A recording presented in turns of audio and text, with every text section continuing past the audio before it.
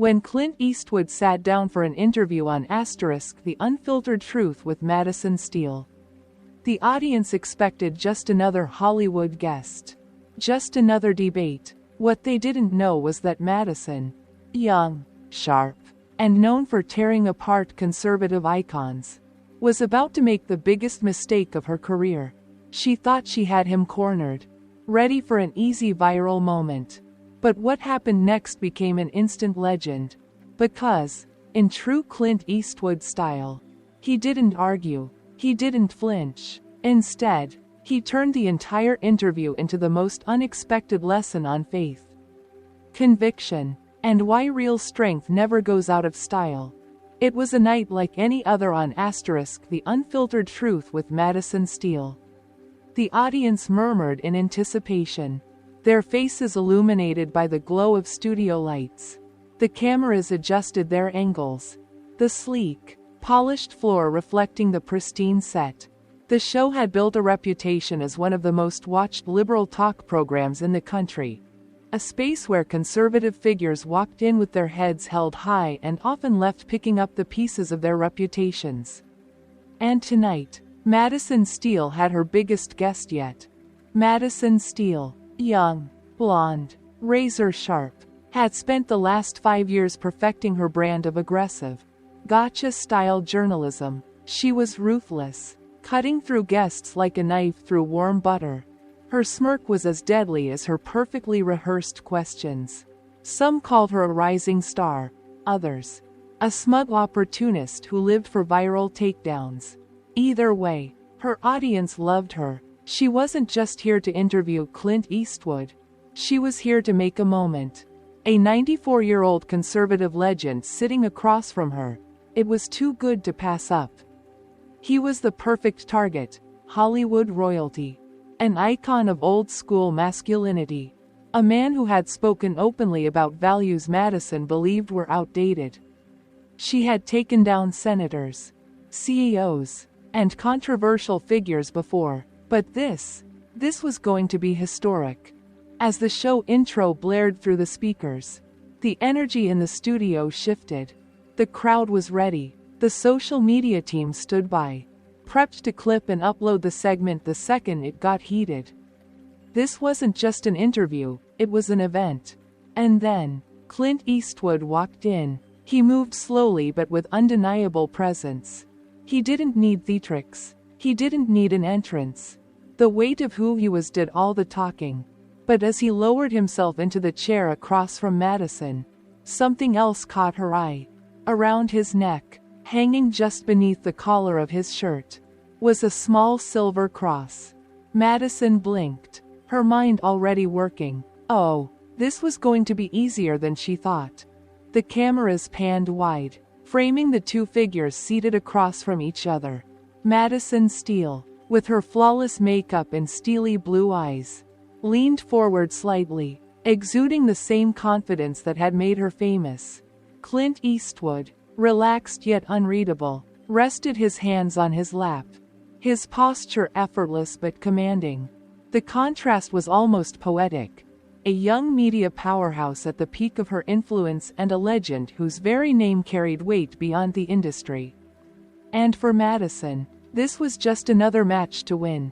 The audience was primed, waiting for the moment she'd start peeling him apart. Brick by brick, she had studied his past interviews, watched his old films, knew exactly what buttons to push.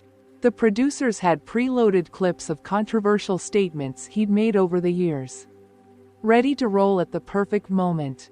But before they even got there, Madison's gaze flicked back to that cross necklace, small, worn, unassuming. Her lips twitched into a smirk. Oh, this was a gift. Religion wasn't a topic Hollywood loved to touch anymore. Especially not the kind Clint represented, traditional, conservative, a relic of a time the industry had tried to move past. Madison already saw the headline. Clint Eastwood out of touch with modern America. Hollywood legend clings to outdated beliefs and gets called out on live TV. She didn't even need to plan this angle, it had written itself. Still, Clint gave nothing away. He sat there, the lights glaring down, but he remained unshaken, unbothered, as if he had already seen this all before. Because, of course, he had. He had stared down directors, studio executives, entire generations of critics who thought they could write him off. He had outlasted them all. And now, at 94, he was about to face off with Madison Steele, not as an opponent, but as an observer. She thought she was leading the charge. She didn't realize Clint Eastwood had already won. The air in the studio was thick with expectation. The audience had settled into that comfortable space between curiosity and entertainment, waiting for the moment Madison Steele would strike. They had seen this play out before. Her guest would relax, get caught in the rhythm of conversation, and just when they least expected it, she'd land the first blow. And right on cue, Madison leaned in, her signature smirk tugging at the corners of her lips. She always knew when to push, when to act amused, when to act concerned. It was a formula she had perfected over the years. She gestured casually toward Clint's chest, where the small silver cross necklace rested just below his collar. "Clint, I have to ask, what's with the cross? Didn't peg you for the jewelry type." The audience chuckled, light, scattered laughter. Some thought it was an innocent joke, just playful banter. Others, they sensed it. The setup, the shift in tone that meant Madison wasn't just asking, she was probing.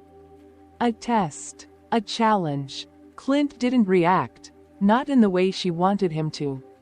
He didn't shift uncomfortably, didn't furrow his brow or flash a defensive grin. Instead, he sat there, completely at ease, letting the words float in the air, unclaimed and insignificant. Then he did something that threw her off just a little. He smiled, not a forced, media-trained smile, not a nervous or uncomfortable one. No, it was something else entirely. It was the kind of smile a man gives when he's heard this all before. The audience wasn't sure what to make of it. The chuckles fizzled out, a few people shifting in their seats. They had seen guests fumble on this show. But Clint Eastwood wasn't fumbling. He was just watching. Madison caught the hesitation in the air, the energy that wasn't quite going her way. She needed to push further. So she did. Madison tilted her head, pretending to process his reaction, or rather, his lack of reaction. "Come on, Clint," she said, her voice taking on that honeyed, condescending tone she reserved for guests she was about to dismantle. "You've built an entire career playing the tough guy, the cowboy, the no-nonsense enforcer, the man who doesn't take orders from anyone." She let the words settle, letting them paint him into a corner. And then, with perfect timing, she delivered the punchline. "And yet, here you are, wearing a cross like some choir boy." Laughter, louder this time. Some people in the audience clapped. That was what she wanted.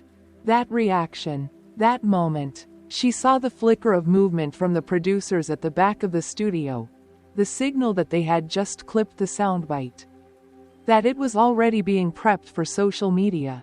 A slow smirk spread across her lips. She pressed further. "Come on, Clint, isn't this a little outdated? A little, what's the word?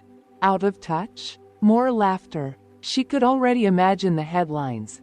Hollywood legend caught in time warp. Clint Eastwood clings to old-school religion in a changing world.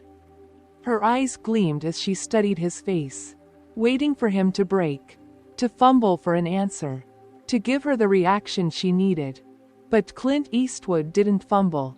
He didn't even blink. He just lifted his eyes, slowly, deliberately, and in that moment, the air shifted. The laughter died down, but not because the joke was over. It was because everyone in the room suddenly realized the joke was never on him.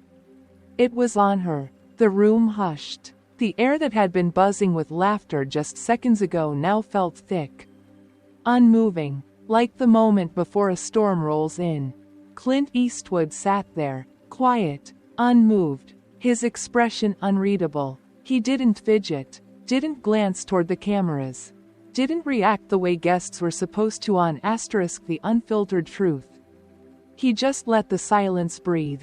And then, in that unmistakable gravelly voice, the kind that carried decades of weight with just a few syllables, he spoke. "You think it's funny?" His words weren't loud, they weren't sharp, but they cut through the room like a knife anyway. Madison Steele chuckled, but it was different now, forced, uncertain. The confidence in her posture faltered for just a split second, barely noticeable unless you were paying attention. Clint was paying attention. "No, well, it's a little surprising, that's all," she said, still trying to maintain control. Her tone was lighter now. Backpedaling. "I mean, faith isn't exactly Hollywood's favorite subject these days." She smiled again, but this time it didn't land the way it usually did. Because Clint Eastwood wasn't playing the game. His eyes locked onto hers. Steady, unreadable. He wasn't on the defense. He wasn't even bothered. And then, finally, he gave her the answer she wasn't expecting. "That's why I don't care what Hollywood thinks." The words landed like a hammer. No explanation, no justification, just a fact. The audience shifted. Some of them had been waiting for him to stumble, to scramble for footing, but instead, he had just planted himself like a stone wall. Madison opened her mouth, but for the first time in a long time, she didn't know what to say. Because Clint Eastwood hadn't just answered her, he had ended the conversation. The studio was so quiet now that you could hear the faint hum of the cameras rolling. The shift had happened, the same shift that always happened when Clint Eastwood decided to take control of the moment. Slowly, deliberately, Clint lifted the small silver cross necklace between his fingers, holding it up just enough for the camera to catch the way the light flickered against its surface. His thumb ran across the worn edges, a gesture so simple, so absent of theatrics, that it somehow made the moment even heavier. And then he spoke. "This was my father's. No build-up, no grand reveal, just the truth. He wore it every day of his life. When he passed, I kept it." The audience wasn't chuckling anymore. They were listening. Madison's face had softened just slightly, not enough to show weakness, but enough to show that this wasn't the answer she expected.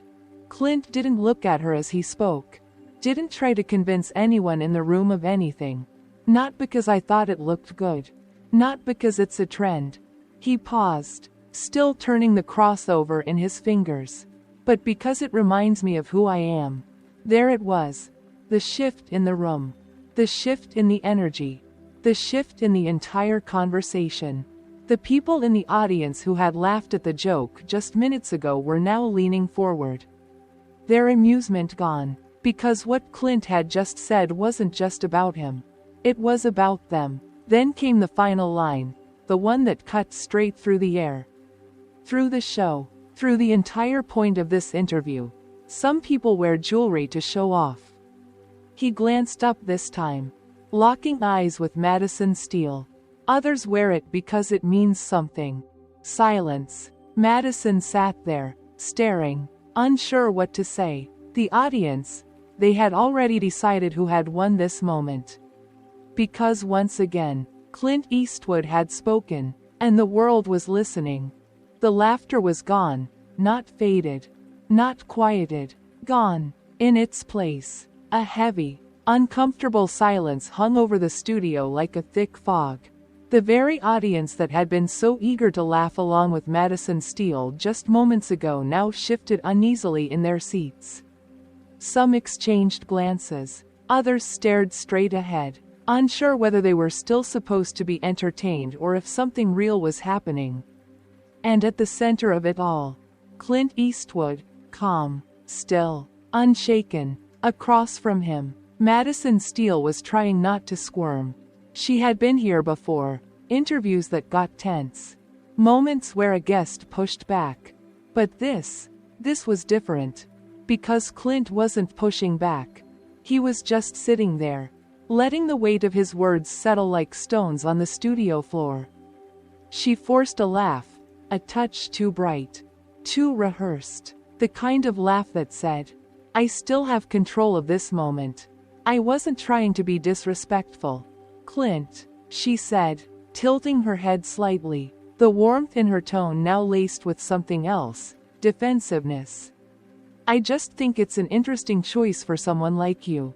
She gestured vaguely at the cross, as if trying to turn the moment back into something light, something playful. But Clint wasn't playing. His reply came without hesitation, steady and sure.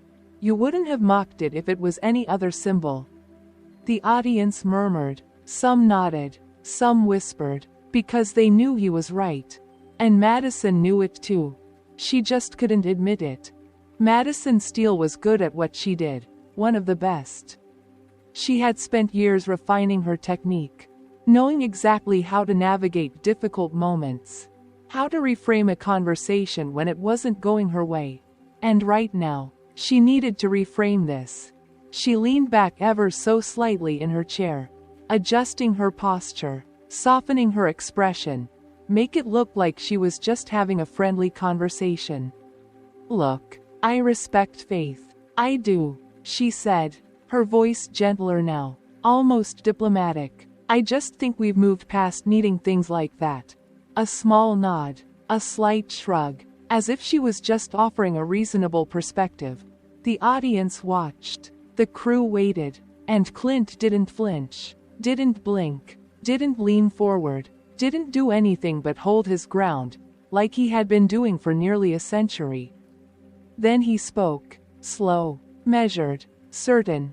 Moved past needing faith? He let the words linger, his gaze never leaving hers. And then, the question that hit like a bullet. "Tell me something. Sweetheart, what do you believe in?"